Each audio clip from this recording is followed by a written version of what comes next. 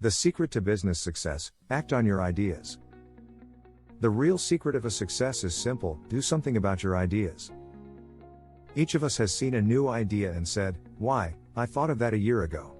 We say it with scorn, but we should direct the scorn at ourselves, not at the person who had the drive to do something about it. Successful idea men generate ideas all the time, and they don't hoard them. They do something about them, even if they give them away. There are a lot of other satisfactions than money in doing here.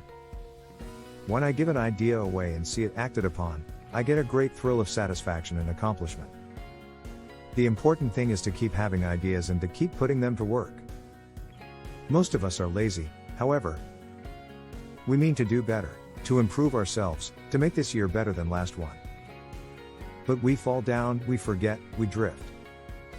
There are ways we keep prodding ourselves into reaching farther, to going beyond ourselves. We must, just like an athlete, consciously exercise our brain cells. If we do this, we will be amazed at how our creative energies will increase. The more we see, the more our powers of observation increase. It is imperative that we push, goad, drive, and spur ourselves into being more creative. The more we look, the more we see. The more we think, the more thoughts we have. The more combinations of ideas we try, the more combinations we realize are available. The more we practice the principles of problem solving, the more problems we will solve. Listen to H.W. Prentice Jr., chairman of the board of Armstrong Cork. To analyze and synthesize is not always easy, but here, as in most things, practice increases one's ability. It was interesting for me to watch myself develop to the point where I could tackle problems I could not possibly have handled a few years before. Unless a man tries, he cannot develop this capacity. In this business of taking things apart, there's hardly a week passes that something doesn't come up that seems just about insoluble, like a greased pole you cannot possibly climb. But if you keep at it long enough, keep the problem constantly before you, gradually you can break it down into its component parts, which you can grasp and solve. I learned to exercise my creative powers several years ago when I read an article in the Reader's Digest, which advised try giving yourself away. I tried it. My first attempt was a smashing failure, but I still found it was fun. I broke a shoelace one morning and couldn't find a substitute, so I sat right down and wrote a number of shoe manufacturers, suggesting they give a spare shoelace away with a new pair of shoes, or send a pair to a customer after 6 months.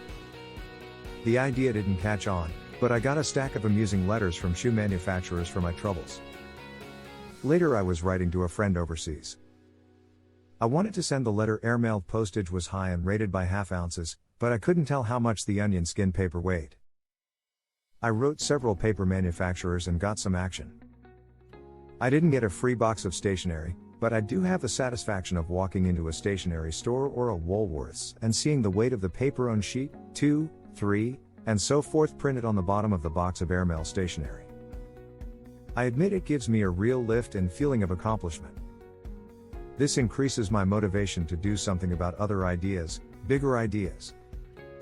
It boosts my confidence and makes me know that my ideas can be put to work, that someone will listen to it when I have one.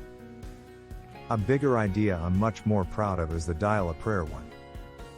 I read on the subway one night about a YMCA man in Baltimore who had an inspirational message, which people could get by phoning a certain number. I was job hunting at the time, and I thought what a lift I would get if I could dial a number and get a scripture reading or a prayer before going in to have an interview for a job. Then I thought of all the other times I needed a lift in a day full of the pressures of modern life. I tried to get this done in New York but failed. I have since learned that the idea had struck other people, and that it was practiced on the West Coast.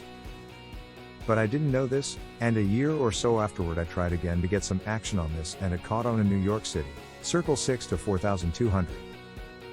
Today hundreds of churches have the service, and many churches have had to add numerous telephone numbers and tape recording machines to keep up with the need.